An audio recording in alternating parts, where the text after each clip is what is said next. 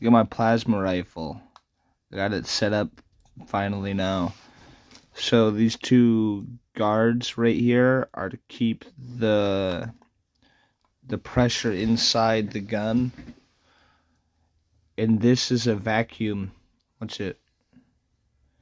A vacuum tube right here, right? To propel it even faster, you have a vacuum constantly. Or for pulse shots. This is the pulse width modulation aerosol can or aerosol ignition system. A pulse width modulation pulse jet engine aerosol system.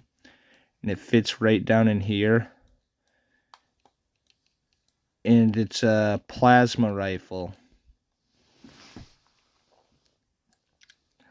I'm trying to make it work flushly and proper. That's what it looks like. I'm trying to make a blaster, like a pyro blaster, like that one guy did.